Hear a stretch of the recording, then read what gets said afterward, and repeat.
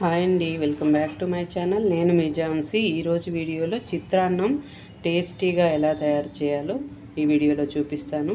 అందుకోసం 2 రకాల పొడులు యూజ్ చేస్తాను నేను. అవి వేస్తే చిత్రాన్నం టేస్ట్ చాలా బాగుంటుంది. ఇలా మీరు ఎప్పుడైనా ట్రై చేసి చూసారా? చాలా టేస్టీగా అనిపిస్తుంది.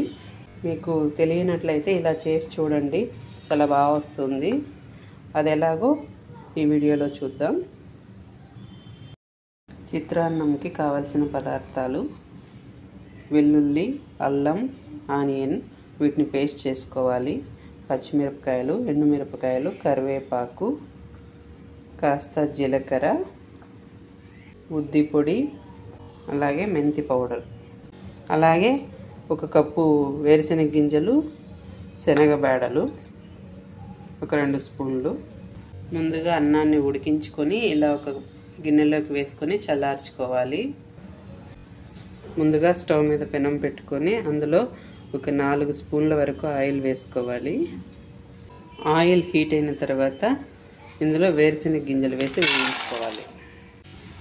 వేరుశెనగ గింజలు వేగిన తర్వాత వీటిని ఒక గిన్నెలోకి సపరేట్ చేసుకోవాలి.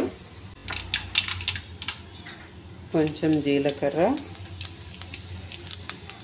అలాగే 2 టేబుల్ స్పూన్స్ శనగపప్పు, తర్వాత ఇందులోకి పచ్చిమిరపకాయలు, అలాగే ఎండుమిర్చి, కరివేపాకు వేసి వేయించుకోవాలి. తర్వాత 1/2 స్పూన్ పసుపు, రుచికి తగినంత సాల్ట్, అలాగే కచ్చాపచ్చాగా దంచుకున్న అల్లం, ఆనియన్, వెల్లుల్లి పేస్ట్ వేసి పచ్చివాసన పోయే వరకు బాగా వేయించుకోవాలి.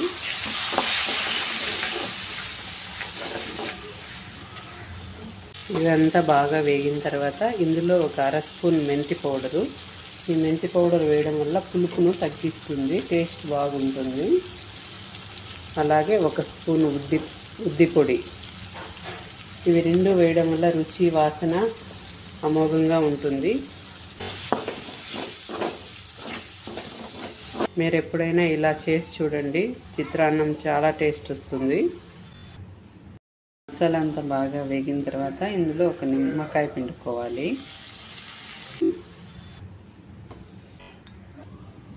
కలుపుకోవాలి. ముందే వేస్తే ఇవి మెత్తగా అయిపోతాయి, అందుకని మసాలా అంతా కలుపుకున్న తర్వాత వీటిని వేసుకోవాలి.